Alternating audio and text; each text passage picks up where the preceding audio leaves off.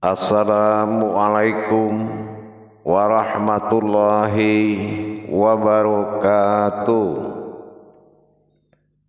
Alhamdulillah, alhamdulillahi rabbil alamin. Assalatu wassalamu ala asrafil anbiya'i wal mursalin, sayyidina wa maulana Muhammadin.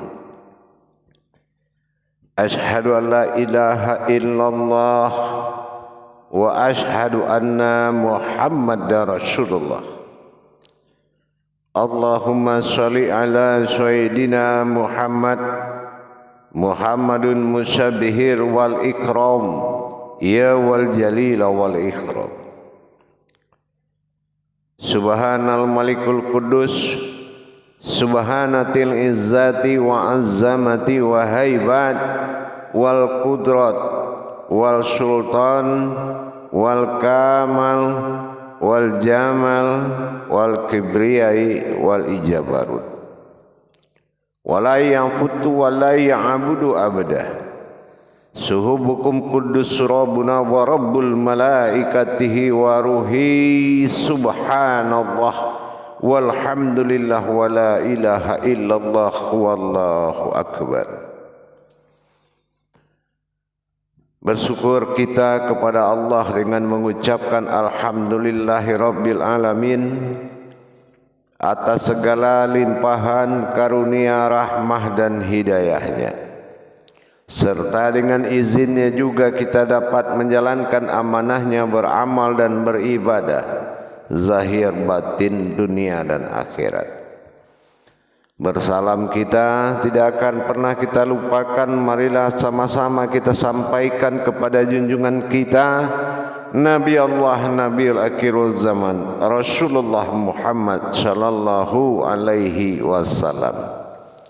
Atasnya kalimahnya kita kalamkan dengan membacakan Allahumma sholli ala sayyidina Muhammad wa ala alihi sayyidina Muhammad. Alhamdulillah, bertemu lagi dengan saya Guru Mursyid Syekh Nur Muhammad Buya Irwan Maulana Al-Khalidi, Pasaman, Sumatera Barat. Tentunya dalam makom majelis zikir ma'rifatullah dalam syiar YouTube Buya Pasaman Timur yang selalu berbagi wawasan dan ilmu pengetahuan demi meningkatkan iman dan takwa kita kepada Allah, dengan meninggikan derajat ibadah kita, tentunya dengan mencari dan meninggikan kuantitas ilmu yang ada pada diri kita.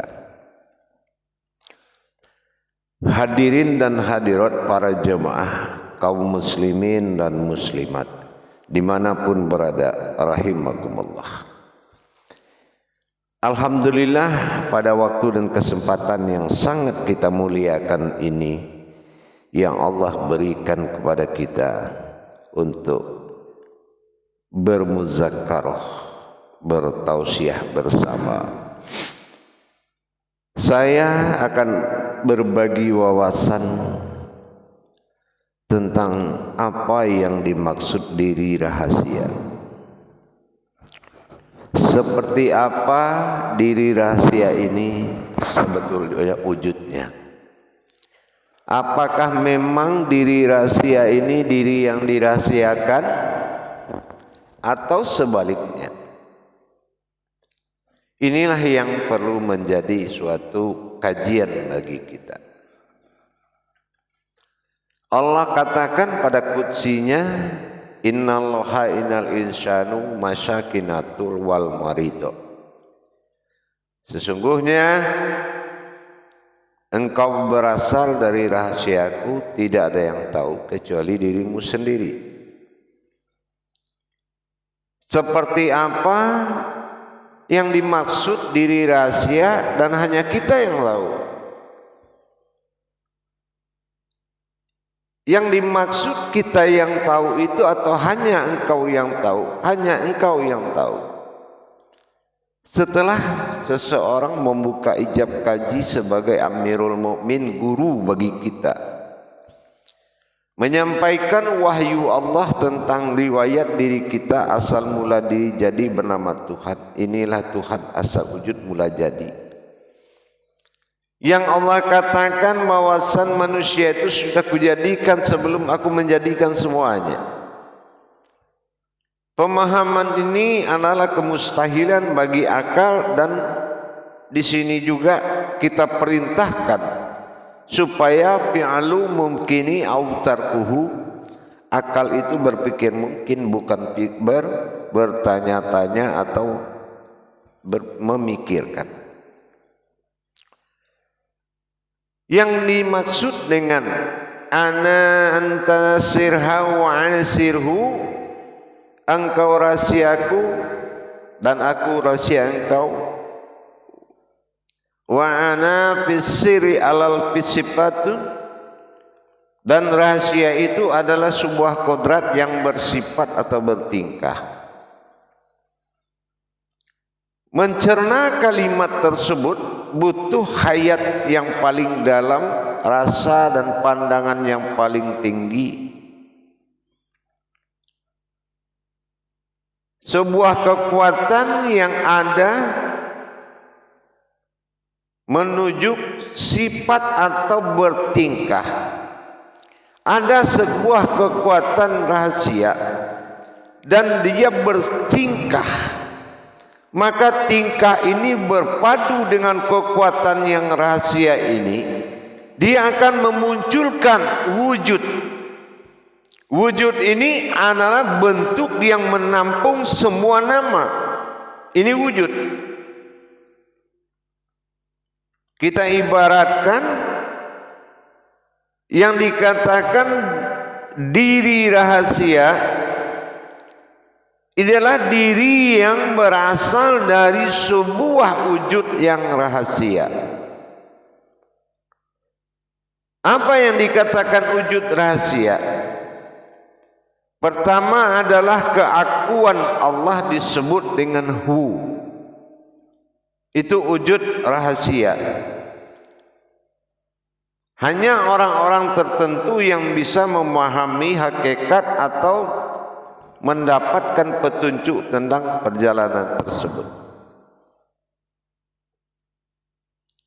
Diri rahasia adalah sebuah wujud yang tidak boleh diberikan nama, yaitu keakuan baginya. Yang kedua adalah sebuah diri yang dijadikan oleh rahasia tersebut, yang dia sebut dengan dia. Bisa kita bayangkan, ada wujud bernama rahasia aku, tapi bukan diri. Dan aku ingin menjadi Tuhan, maka kujadikanlah diri. Maka dijadikannya sewujud diri bernama naf atau batin. Setelah batin diri ini yang dijadikan oleh keakuannya dan ditajalikan dalam bentuk suatu kekuatan iradahnya, bertemu dalam satu titik bernama wujud, yaitu ada. Ada, tetapi dia belum mawujud.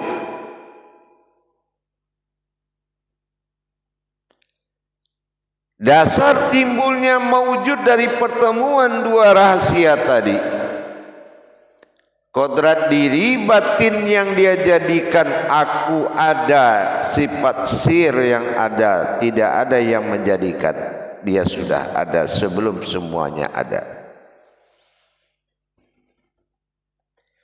Maka pertemuan inilah kita riwayatkan dalam pandangan batin kita, pertemuan sebuah nyawa dengan batin yang ada di jantung. Di sini mengatakan kodrat alif pada keakuannya, kodrat ba pada kebatinannya, pada rahasianya. wujud batin yang bernama diri, berkodrat batinul abdi, sementara yang aku adalah zahir wa rabbi. Inilah yang menjadikan pertemuan tadi menandakan jatuhnya bunyi pertama pada jantung kita yang disebut dengan dub. Dalam ejaan Arab itu disebut dengan Allah atau Tuhan. Drub. Dengan demikian, maka pertemuan inilah yang akan berwujud. Apa wujud pertamanya? Wujud pertamanya adalah kodrat. Kodrat apa wujud pertamanya? Kodrat Allah. Apa kodrat Allah? Apabila dia berdiri alif, dia ruku lam. Dia berdiri alif, dia ruku lam, dia sujud ha. Tapi yang berbuat adalah kodrat yang mewujudnya adalah mim pada alif, ha pada kodrat zat, sementara mim pada wujudnya ini akan mewujud kepada hak pada sujudnya. Maka terlihatlah gambaran sebuah kodrat yang disebut Muhammad menandakan lafaz Allah untuk menuju wujudnya. Artinya zahir yang terlihat itu adalah zahir Muhammad dalam gerakan Allah.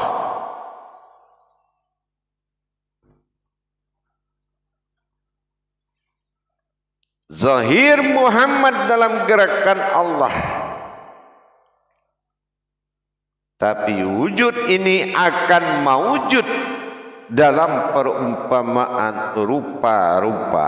Inilah yang dikatakan alam atau adab. Jadi yang dikatakan diri rahasia itu sudah jelas. Pertemuan batin rahasia yang dikatakan sebuah diri dengan wujud aku rahasia. Pertemuan ini pergeseran, ibaratnya bergesernya kilat dengan lapisan ozon bumi, maka tergetarlah bunyi. Tapi dalam hukum qudsi pandangan, pertemuan dua kodrat menetapkan kezahiran, terlihatnya wujud dua kodrat yang bertemu berupa wujud penampakan mawujud zahirnya Allah. Itulah yang kita pakai selama ini. Ini yang dikatakan diri rahasia yang tidak memiliki asal usul dari langit dan bumi. Inilah yang dikatakan na'an'amta alaihim itu. Aku an batin ta'am itu terlihat, ta'ala itu Tuhan, ihim berupa diri. Inilah batin rahasia Allah yang mewujud. Rahasia Allah yang mewujud pada batin yang terlihat.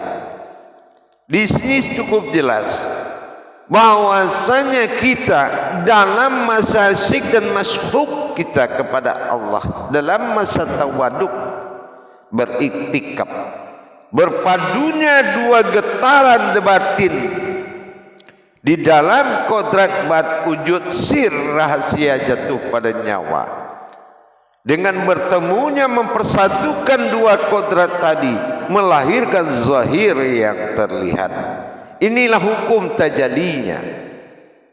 Inilah bentuk tajalinya nanti. Dan ini kita harus bisa mentajalikan tersebut, karena inilah dasarnya kedatangan sebuah hayat menuju sesuatu jadi dan terlihat berupa terjadi. Inilah kun fayakun. Kun alif hilang jatuh kepada sirhu aku. Sementara fayakun dihadapkan kepada huruf waw yang ada pada kata fayakau atau waw atau hu atau dia, inilah dia. Untuk mendapatkan aku carilah dianya. Hu pada keakuan nyawa dan hu pada keakuan batin pada jantung. Di sinilah huruf la tadi. Dengan demikian para hadirin dan jamaah, untuk mendekati Allah Tuhan wujud tunggal dengan bertajali pada diri sir dan sifatnya, sir dan bersifat, itu adalah salah satu pendekatan muqarrabin yang sangat jelas. Bukannya lagi mendekat tapi menjadi satu dalam dekatnya. Apa yang menjarakkan dia antara dekat dengan mendekat? Yang menjarakkan adalah satu kodrat dalam dua jiwa. Di dalam kodrat yang satu diri rahasia tadi ada dua jiwa yang tertanam di situ, jiwa umat dan jiwa Tuhan. Dan itu tidak bisa dipisahkan. Jiwa tetap satu, tetapi memiliki dua aqaidul iman. Pertama jiwa Tuhan dan dua jiwa umat. Dengan demikian rasa kedekatan kita semakin dekat dengan kita, meningkatkan pengetahuan kerahasiaan atau tauhid siriyah kepada Allah. Insya Allah mudah-mudahan bisa dimengerti. Bagi yang sudah mengerti saya hanya mengingatkan, dan bagi yang belum mengerti belajarlah kepada kebenaran. Tidak perlu menumpuk ilmu tidak tahu kebenarannya. Ilmu adalah wujud yang jelas, bukan suatu wujud yang tidak jelas. Jadi dengan demikian mudah-mudahan bermanfaat buat kita bersama. Dasar berdirinya ma'rifatullah pada diri seseorang.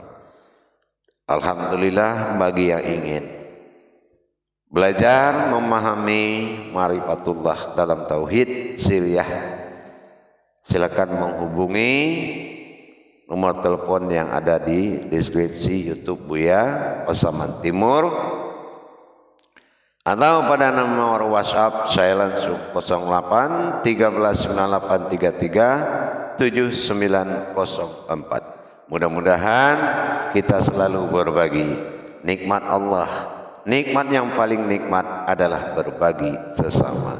Tidak ada yang lebih, tidak ada yang hebat, dan kelebihan itu dan kehebatan miliknya semata. Barakallahu ya karim ya rahman ya rahim. Akhirul kalam wabillahi taufiq wal hidayah. Wassalamualaikum warahmatullahi wabarakatuh.